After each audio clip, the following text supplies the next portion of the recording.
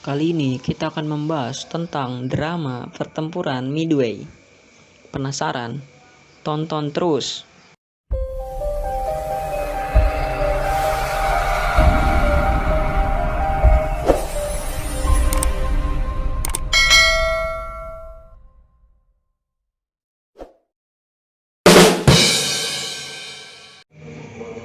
Kekaisaran Jepang rupanya belum puas setelah melakukan serangan dadakan ke Pearl Harbor milik Amerika Serikat, terutama didorong oleh kekhawatiran Jepang akan dominasi Amerika Serikat di Pasifik.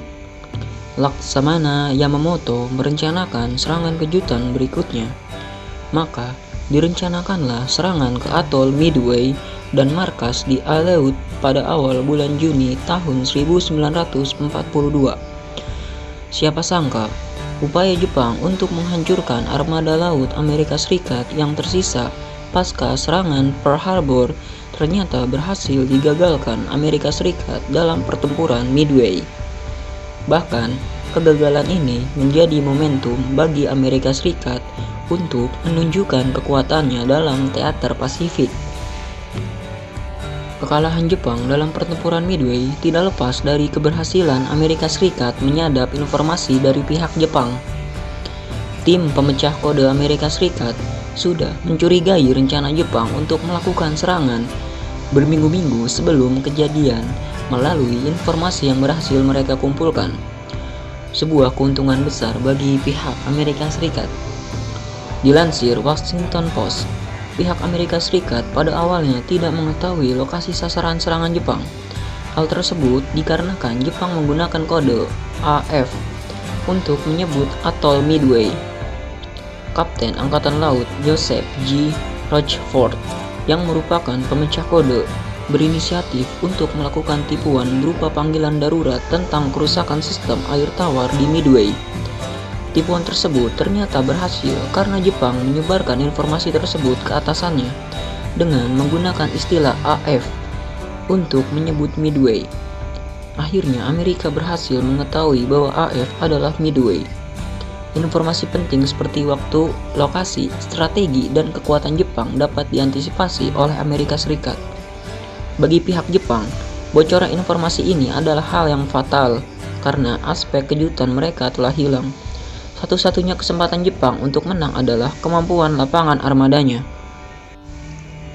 Kode yang berhasil dipecahkan berpengaruh besar pada strategi pertempuran. Serangan Jepang ke Kepulauan Aleut direncanakan oleh Laksamana Yamamoto sebagai serangan untuk mengalihkan perhatian Amerika. Yamamoto menduga bahwa kekuatan utama Amerika Serikat akan fokus melindungi Kepulauan Aleut. Informasi pihak Jepang yang berhasil dipecahkan oleh Amerika menyatakan bahwa serangan ke Kepulauan Aleut hanyalah pengalih perhatian.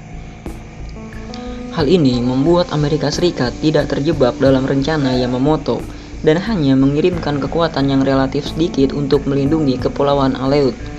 Sedangkan kekuatan yang lebih besar tetap dipersiapkan untuk pertempuran Midway. Hal tersebut menjadikan Jepang tidak menduga bahwa mereka menghadapi kekuatan Angkatan Laut Amerika Serikat yang lebih besar di Midway. Jepang mengkhawatirkan pihak Amerika Serikat akan menyadap komunikasi radio mereka dan akan menggagalkan operasi. Maka, Laksamana Yamamoto memerintahkan mode radio senyap atau biasa disebut radio silent selama operasi. Namun, Jepang tidak menyadari bahwa rencana mereka telah diketahui oleh pihak Amerika Serikat, sehingga mengurangi komunikasi radio tidak akan memberi pengaruh apa-apa.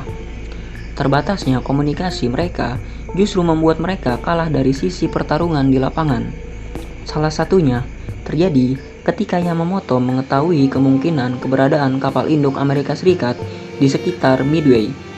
Namun, informasi tersebut tidak dapat disampaikan kepada armada Nagumo yang telah lebih dulu berangkat karena sedang dalam mode radio senyap atau radio silent. Pertempuran Midway didominasi oleh serangan-serangan udara dari kedua belah pihak. Bahkan, serangan yang paling menentukan jalannya pertempuran merupakan serangan udara dari pesawat pengebom tukik SBD Dauntless milik Amerika Serikat. Salah satunya pesawat yang dikomandoi oleh Wade McCluskey. Dilansir Historynet, kelompok pesawat Dauntless McCluskey ditugaskan lebih awal ke arah barat daya untuk mencari armada Jepang. Namun, ketika tiba di lokasi, ternyata mereka tidak menemukan ada armada Jepang di koordinat yang diberikan. Dengan sisa bahan bakar yang sedikit, McCluskey memutuskan untuk tetap mencari ke arah barat laut. Akhirnya, kelompok McCluskey menemukan armada Jepang dan langsung menukik dan mengebom kapal induk Kaga. Serangan udara tersebut membuat kapal induk Kaga tenggelam.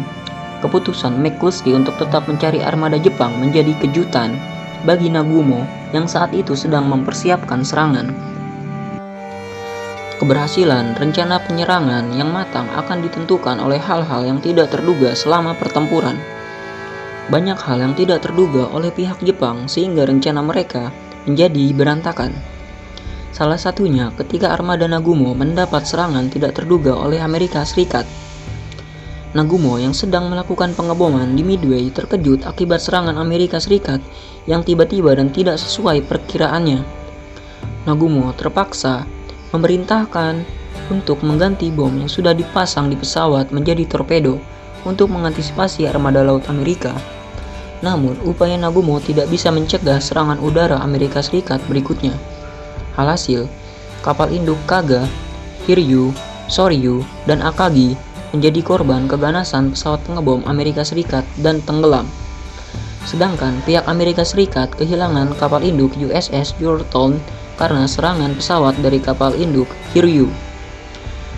Secara garis besar, Jepang sudah kehilangan elemen kejutan dalam serangannya. Justru Amerika Serikat yang memberikan banyak serangan kejutan selama pertempuran.